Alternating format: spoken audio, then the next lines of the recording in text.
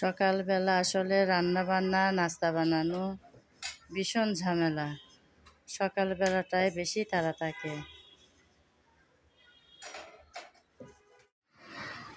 কুয়াশায় ভরা চারপাশ। নিশ্চয়ই বন্ধুরা আপনাদের ওখানেও অনেক ঠান্ডা পড়ছে আর কুয়াশায় ঢেকে আছে চারদিক। আমাদের এখানে কেমন বন্ধুরা দেখুন। আমি চলে আসলাম আপনাদেরও সঙ্গে নিয়ে আমার সেই ছোট্ট বারান্দা বাগানে। দেখুন বন্ধুরা কি সুন্দর করে পুঁইশাকের বিচি, কেউ বা বলে পুঁই গোটা, যাই বলুন পুঁই গোটা বা পুঁই বিচি, খেতে কিন্তু দারুণ লাগে। সেই পুঁই বিচি নেওয়ার জন্যই আমি আপনাদেরও সঙ্গে নিয়ে চলে আসলাম আমার সেই ছোট্ট বারান্দা বাগানে। এখন এখান থেকে একটু একটু করে পুঁইশাকের বিচি আমি তুলে নেব।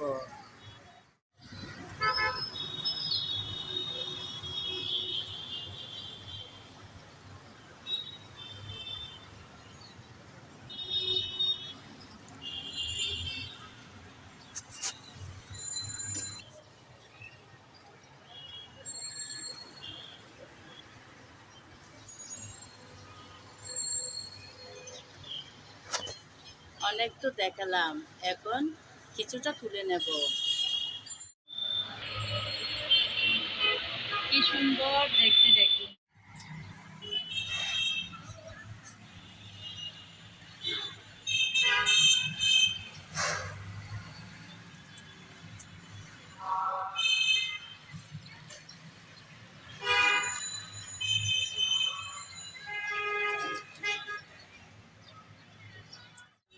দেখুন বন্ধুরা, কিছুটা পুঁইশাকের বিচি আমি কেটে নিলাম।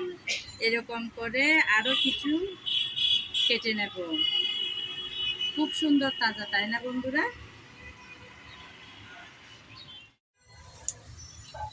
একে একে অনেকটাই পুঁই গোটা আমি বাগান থেকে তুলে নিয়েছি, অর্থাৎ পুঁইয়ের বিচি। এখন কেটে ধুয়ে পরিষ্কার করে রান্নায় বসিয়ে দেব। শাকের ঝুড়িটা এখন আমি আমার শাশুড়ি মাকে দেব কেটে দেওয়ার জন্য। আমার শাশুড়ি মা শাক কাটতে ভীষণ পছন্দ করে, তাই ওনাকে দেব আর আমি অন্যান্য কাজ সেরে নেব। শাক তো বাগান থেকে নিয়ে আসলাম, এখন দিচ্ছি আমার শাশুড়ি মাকে একটু কেটে কুটে পরিষ্কার করে দেওয়ার জন্য।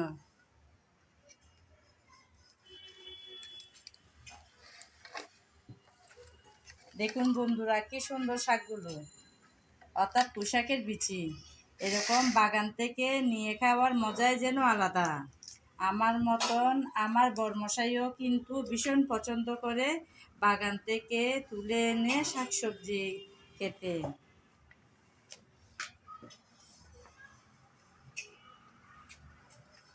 এদিকে চলছে রুটি বানানো। এটা হচ্ছে আমার মা, আর আমার শাশুড়ি মা পুঁইশাকের বিচিগুলো কেটে দেবেন।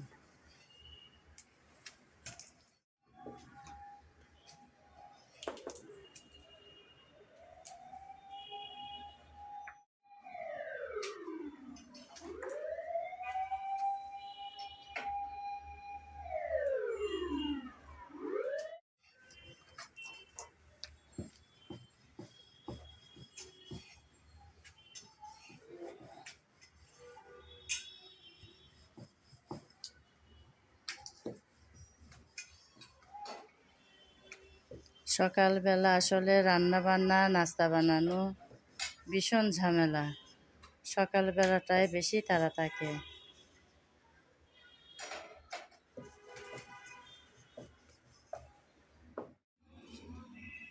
পুঁইশাকের বিচি সব কেটে নেওয়া হলো, আমার শাশুড়ি মাই কেটে দিল।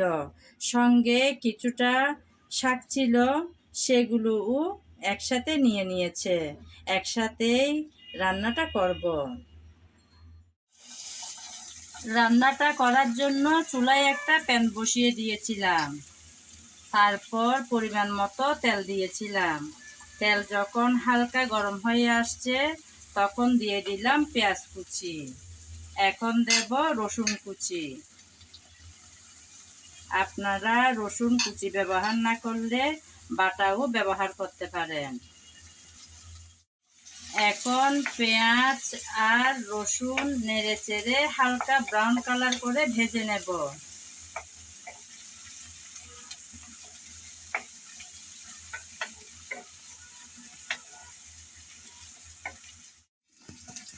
পেঁয়াজ রসুন হালকা ব্রাউন করে ভেজে নিলাম। আজকের এই রেসিপিটাতে আমি চিংড়ি মাছ দেব, তাই শুরুতে চিংড়ি মাছ নিয়েছিলাম, সেগুলো ভেজে নেব। সামান্য লবণ আর হলুদ দিয়েছি। আমি তো পেঁয়াজ রসুনের সাথে একসাথেই ভেজে নিচ্ছি। আপনাদের এভাবে ভালো না লাগলে চিংড়ি আগে ভেজে তুলে নিতে পারেন, তারপর রান্নাটা বসাতে পারেন। আমি সময়টা কম লাগার জন্য একসাথেই বসিয়ে দিলাম। চিংড়ি কিছুক্ষণ নেড়েচেড়ে ভেজে নিয়েছি।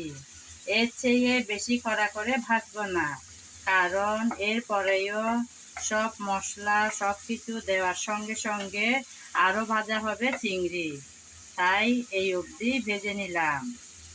আজকের এই পুঁই শাকের বিচির সাথে আমি আলু দেব, তাই কিছুটা পরিমাণ আলু কেটে নিয়েছিলাম, সেই আলুগুলো দিয়ে দিয়েছি। এখন নেড়েচেড়ে একটু ভেজে নেব আলু।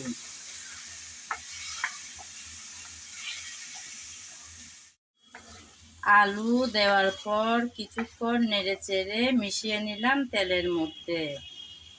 এখন পরপর সব মশলাগুলো দিয়ে দেব। প্রথমে দিলাম হলুদ, তারপর স্বাদ মতন মরিচ।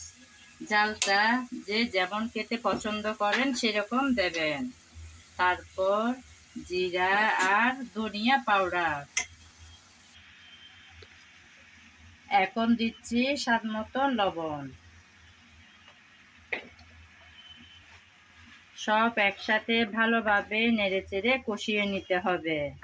আমি কিন্তু আমার রেসিপি ভিডিওতে সব সময় একটা কথা বলে থাকি, অর্থাৎ রেসিপি স্বাদ হয় ভালোভাবে কষানোর উপর। যে কোনো রান্নাই বলুন, ভালোভাবে কষিয়ে নিতে পারলে রান্নার কালারটা সুন্দর আসে, গ্রানটাও হয় সুন্দর আর খেতেও হয় দারুণ। তাই খুব যত্ন সহকারে কষানোটা করতে হয়। ভালোভাবে নেড়েচেড়ে একটু কষিয়ে নিলাম। আবারও ঢাকনা দিয়ে কিছুক্ষণের জন্য ঢেকে রাখবো। ঢেকে দিলাম কিছুক্ষণের জন্য, যাতে ভালোভাবে কষানোটা হয়।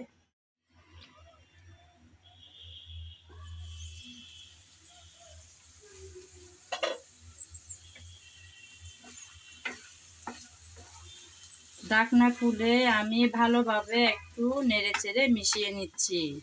এর আগেও আমি দুইবার এসে নেড়েচেড়ে মিশিয়ে নিয়েছিলাম, যাতে ভালোভাবে কষানোটা হয়। এভাবে নেড়েচেড়ে মিশিয়ে না নিলে নিচে লেগে যাওয়ার সম্ভাবনা থাকে, কারণ আমি কষানোর মধ্যে কোনো পানি ব্যবহার করিনি। ভালোভাবে কিন্তু কষানোটা হলো। এখন দিয়ে দেব পুঁই বিচিগুলো।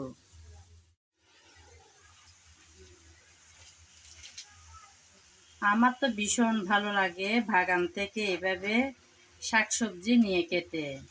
আমার মতন আমার বরমশাইও কিন্তু ভীষণ পছন্দ করে। একে একে সব শাকগুলো দিয়ে দিলাম। এখন নেড়েচেড়ে ভালোভাবে মিশিয়ে দেব।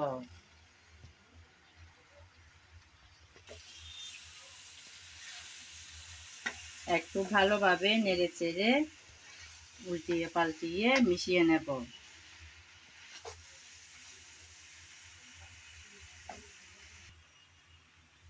নেড়েচেড়ে ভালোভাবে মিশিয়ে নিলাম।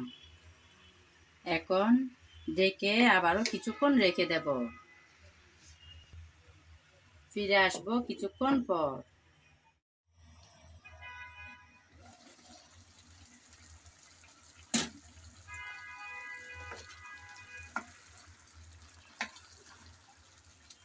কিছুক্ষণ পর এসে ঢাকনা উল্টিয়ে একটু নেড়েচেড়ে মিশিয়ে নিচ্ছি। শাক থেকে কিন্তু অনেকটাই পানি বের হয়ে গেল। আমাকে কিন্তু আর পানি দিতে হবে না। এই পানি দিয়েই কিন্তু আজকের রান্নাটা আমি সেরে নেব। এখন কিছুটা কাঁচামরিচ ফালি করে রেখেছিলাম, সেগুলো দিয়ে দিচ্ছি। যারা বেশি ঝাল খেতে পছন্দ করেন তারা শুরুতে কাঁচামরিচটা দিয়ে দেবেন, তাহলে ভালোভাবে ঝালটা বের হবে। আমার ঘরে বাচ্চা আছে, তাই আমি লাস্টের দিকেই দিলাম, যাতে হালকা ঝাল বের হয় আর সুন্দর ফ্লেভারটা ছড়ায়।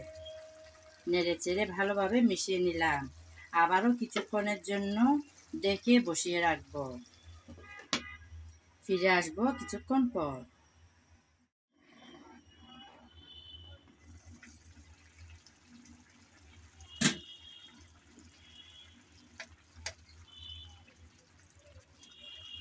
আমি কিছুক্ষণ পর আবারও চলে আসলাম আমার রান্নাটা দেখতে। একদম রেডি হয়ে গেল আজকের পুঁইশাকের কিংবা পুঁইশাকের বিচির এই রান্নাটা। আমার আজকের রান্না যদি আপনাদের ভালো লেগে থাকে তাহলে একবার হলেও ট্রাই করে দেখতে পারেন। ভীষণ মজার কিন্তু। যারা একদম শুকনো শুকনোর মধ্যে রাখতে চান তারা শাক আগে থেকেই ধুয়ে পানি জড়িয়ে রাখবেন, তাহলে কিন্তু আর অতটুকু পানি বের হবে না। আমি রান্নার আগেই শাকটা ধুয়ে বসিয়ে দিয়েছিলাম, তাই এতটুকু পানি বের হয়েছে। আমি এই অবধি ঝোলগুলো কিন্তু রাখবো। এতক্ষণ যারা আমার সঙ্গে ছিলেন, আমার ভিডিও জুড়ে ছিলেন, তাদেরকে জানাই অসংখ্য অসংখ্য ভালোবাসা। আগামী ভিডিও দেখার আমন্ত্রণ জানিয়ে আজ এখানেই বিদায় নিলাম। সবাই ভালো থাকবেন, সুস্থ থাকবেন আর নিরাপদে থাকবেন।